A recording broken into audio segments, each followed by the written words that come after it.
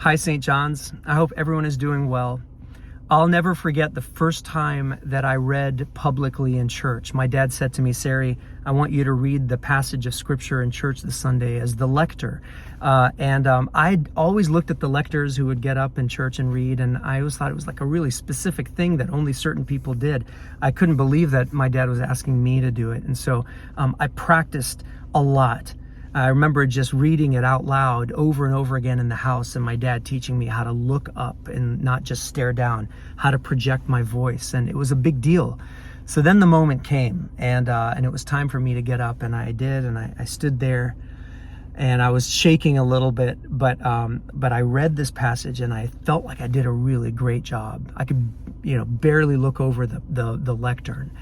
And then I kind of closed the book, and as I was walking back to my seat, I looked over, and there was this one person, one of the parishioners at the church, who looked at me.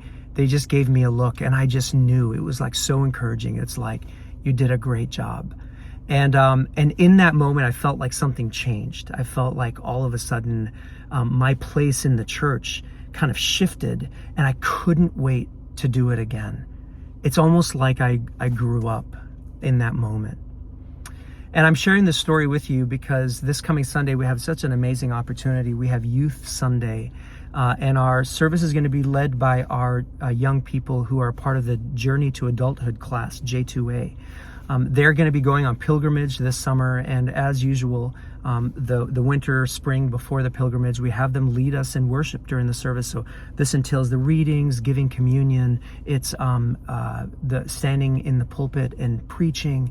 And so this is going to be such an amazing opportunity for us as a congregation, not only to get the perspective of a different generation on life and on scripture and on COVID and what that's been like for them, but it's also an opportunity for us to say, we see you and we encourage you as full participating members of this congregation. And I put myself in their shoes for a moment as someone who kind of was at one point in their shoes. And I just say, like, I can't imagine how cool that's going to be for them to be looking out at this congregation from a different vantage point, not just looking up toward the front of the church, but looking back at us and feeling like they have something to share and something to say, because they do. So I encourage you to make an extra effort to come to church this Sunday. Also, be sure to make a contribution to purchase a raffle ticket to support this pilgrimage.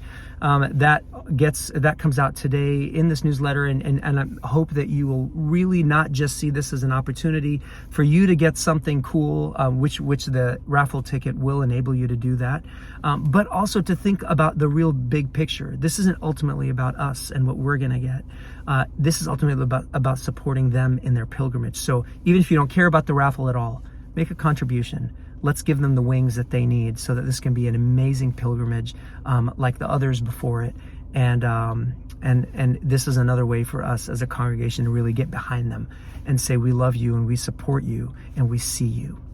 God bless you, St. John's. I'm looking forward to this Sunday and I look forward to seeing you there.